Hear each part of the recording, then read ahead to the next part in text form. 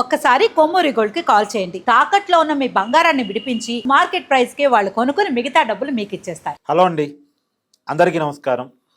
వైసీపీలో ఒకప్పుడు number 2 position కోసం విజయసాయిరెడ్డి సజ్జల రామకృష్ణారెడ్డి మధ్య ఫైట్ జరుగుతుంది అని మనం విన్నాం. సరే, విజయసాయిరెడ్డి మొత్తానికి తప్పుకున్నాడు. ఇప్పుడు సజ్జల రామకృష్ణారెడ్డి అన్నీ తానే వ్యవహరిస్తున్నాడు. అయితే ఇప్పుడు నడుస్తున్న చర్చ ఏంటంటే సజ్జల రామకృష్ణారెడ్డికి చెవిరెడ్డి భాస్కర్ రెడ్డికి మధ్య ఒక ప్రచ్ఛన్న యుద్ధం నడుస్తుంది.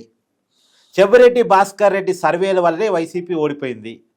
చెవిరెడ్డి భాస్కర్ రెడ్డి తప్పుడు సర్వేలు ఇచ్చారు. అక్కడ తెలంగాణ రాజకీయాల్లో కేసీఆర్కి ఇచ్చారు. కేసీఆర్ మళ్ళా గెలుస్తారని ఇచ్చారు. ఆ మాట నమ్మి కేసీఆర్ ముందుకెళ్ళాడు. కేసీఆర్ బోల్తా పడ్డాడు. అదే రకంగా జగన్మోహన్ రెడ్డి కూడా చెవిరెడ్డి భాస్కర్ రెడ్డి సర్వేలు ఇచ్చాడు. జగన్మోహన్ రెడ్డి నమ్మాడు, బోల్తా పడ్డాడు. చెవిరెడ్డి భాస్కర్ రెడ్డి సర్వేలు నమ్మే వైనాట్ 175 నినాదాన్ని జగన్మోహన్ రెడ్డి ఇచ్చాడు. పైగా ఎన్నికలు అయిపోయిన తర్వాత కూడా మనమే గెలుస్తున్నామని ధీమా ప్రకటించాడు. చివరకు చూస్తే 11 సీట్లే మిగిలాయి.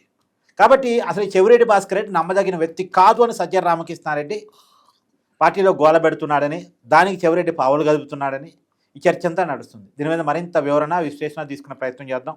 నాతో ఉన్నారు ప్రముఖ సామాజిక రాజకీయ విశ్లేషకుడు అంకంరావు గారు. సార్ నమస్కారం. నమస్తే కట్ట సార్, ఒక ప్రచ్ఛన్న యుద్ధం వైసీపీలో ఒకప్పుడు విజయసాయిరెడ్డికి సజ్జల రామకృష్ణారెడ్డికి నడిచేదని, ఇప్పుడేమో సజ్జల రామకృష్ణారెడ్డికి చెవిరెడ్డికి మధ్య నడుస్తుందని ఎలా చూస్తున్నారు?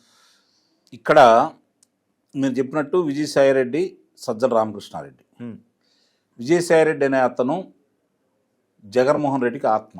అవును, ఒకప్పుడు అవును. ఆ కుటుంబానికి నమ్మిన వంటు. అవును. ఆ కుటుంబం కోసం ఎంత త్యాగం చేయడానికైనా సిద్ధపడే వ్యక్తి. ఆయన A1 అయితే ఈయన A2.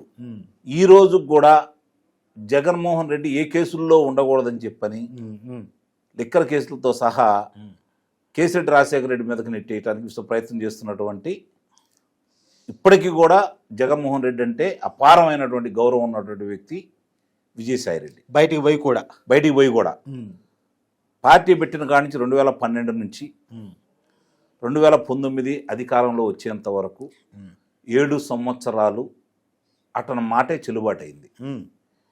అలాంటి వ్యక్తిని కాదని సజ్జల రామకృష్ణారెడ్డి ఈ స్థాయిలోకి వచ్చాడేమంటే సజ్జల రామకృష్ణారెడ్డికి ఉన్నటువంటి అండదండలు ఏ పాటివి?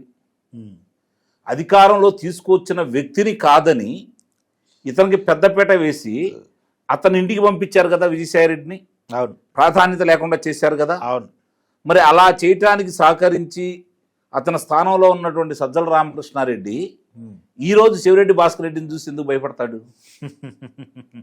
అంటే ఎలాంటి అండదండలు ఉంటే ఇప్పుడు అతను ఆ స్థానంలో ఉంటాడు చెప్పండి మీరు. అంటే సజ్జల రామకృష్ణారెడ్డి వెనకాల ఎవరున్నారని మీ అభిప్రాయం? జగన్మోహన్ రెడ్డి కంటే గొప్పవాళ్ళు ఉన్నారు, అందుట్లో అనుమానం లేదు. జగన్మోహన్ రెడ్డి కంటే గొప్పవాళ్ళు ఉన్నారు. అంటే నేను ఒకటి చెప్తాను. ఒక తీరే మామూలుగా సాక్షిలో పనిచేసే ఒక జర్నలిస్టు అవును తీసుకొచ్చి వైసీపీలో పెట్టారు, సీఎంఓలో పెట్టారు, అన్ని శాఖలకు మంత్రి అయ్యాడు, పార్టీలో పెట్టారు, అన్నీ తానయ్యాడు. పార్టీని ప్రభుత్వాన్ని సజ్జల రామకృష్ణారెడ్డి నడుపుతున్నాడు అనే పరిస్థితిలోకి తన పొజిషన్ తెచ్చుకున్నాడు అంటే ఇది ఎలా? అదే కదా చెప్పేది. ఇప్పుడు కొంతమందికి పనితీరులో వస్తుంది, కొంతమందికి వారసత్వంతో వచ్చింది, కొంతమందికి అండదండలతో వస్తుంది. అంటే ఆ అండదండలు ఇచ్చే వ్యక్తి అవతల వాళ్ళని భయపెట్టగలిగితే ఇంకెవరు మాట్లాడరు, అతని తప్పులు చేసినా ఒప్పులు చేసినా. ఇప్పుడు సజ్జల రామకృష్ణారెడ్డి పరిస్థితి అంటే ఎవరు అని అది ఇక మీకు తెలియదే ఉంది, ప్రజలకు తెలియదే ఉంది. మనం కొత్తగా చెప్పే పని అదే నాకు అర్థమైంది, కానీ ప్రజలకు అర్థం కావాలని నొక్కుతాం. పర్లేదు, వాళ్ళకు కూడా అట్లా ఉంటేనే మళ్ళీ మన వీడియో చూస్తూ ఉంటాం. లేకపోతే వాళ్ళకి కూడా మళ్ళీ వీడియోలో చూద్దాం, కంగారే ఉంది. ఇది ఎందుకు అంటున్నానంటే, నేను సజ్జల వాళ్ళే పార్టీ ఓడిపోయిందని చెప్పి అందరూ అన్నారు కదా, సజ్జలను దూరంగా పెట్టారని చెప్పి అందరూ భావించారు కదా, ఆ విధమైన ప్రకటనలు వచ్చినాయి కదా. మరి ఇప్పుడు సజ్జల ఏ పొజిషన్లో ఉన్నాడు చెప్పండి? అవును, ఇప్పటికీ నెంబర్ 2 పొజిషన్ అయింది. అదే కదా. మరి అన్నప్పుడు అసలు ఇంకొక విషయం సార్, ఇప్పుడు అమరావతి విషయంలో జగన్దో స్టాండ్, సజ్జలదో స్టాండ్.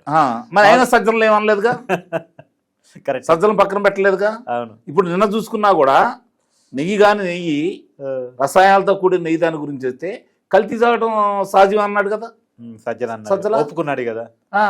మరి ఆయన మీద చర్యలు లేవు కదా. అంటే ఇదే కాదు, గూగుల్ డేటా సెంటర్ విషయంలో కూడా జగన్ ఒక వైఖరితో బయటకు వచ్చి ప్రెస్ మీట్ పెట్టాడు, అప్పటికే సజ్జలు ఒక లైన్ తీసుకొని ప్రచారం చేశారు. అదేగా చెప్పేది. అంటే అతని మీద చర్యలు తీసుకోవడానికి జగన్మోహన్ రెడ్డి భయపడుతున్నాడు అంటే జగన్మోహన్ రెడ్డి కంటే బలమైన శక్తి కదా అతనికి అండగా ఉందనేది చాలా స్పష్టంగా అర్థమైపోతుంది కదా. ఇప్పుడు చెవిరెడ్డి భాస్కర్ రెడ్డిని నమ్ముకొని కేసీఆర్ సంఘనాగిపోయాడు. అవునా?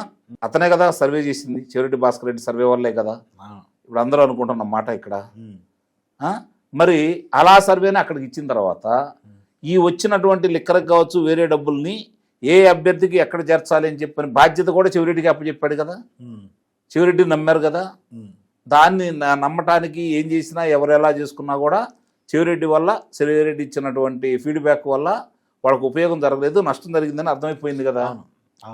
మరి నష్టం జరిగిందని అర్థమైపోయిన తర్వాత అతనికి ప్రాధాన్యత ఇచ్చేసి ఇతను నష్టం జరిగిందని చెప్పని భావించి ఇతను కూడా పక్కన పెడతారని భావిస్తే అతనికే ఆ ప్రాధాన్యత ఇచ్చారు. కాబట్టి ఇప్పుడు ఎవరు ఎక్కువ ఎవరు తక్కువ అని చెప్పి మనం భావించాలి, ఎవరి మీద చర్యలు ఉంటాయని చెప్పని మనం మాట్లాడుకోవాలి. చర్యలు తీసుకునే పరిస్థితిలో పార్టీ ఉందా ముందు అది దాని గురించి కూడా ఆలోచించుకోవాలి. ఉండాలని కాపాడుకోవడానికి ప్రయత్నం చేస్తున్నారే తప్ప బయటికి పోగొట్టుకునే పరిస్థితి అయితే లేదు కదా. కాబట్టి ఇప్పటికైనా అప్పటికైనా సరే చక్రం తిప్పినా శాసించినా మీరు ఇలా చేయండి అని ఎవరికైనా చెప్పాలన్నా కూడా సజ్జల రామకృష్ణారెడ్డికి సాధ్యం.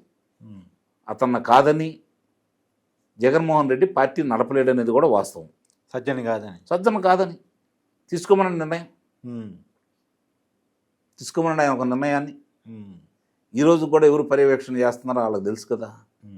కాబట్టి ఇప్పటికీ ఎప్పటికీ ఆ 2 స్థానం మాత్రం సజ్జలదే. Okay, thank you sir.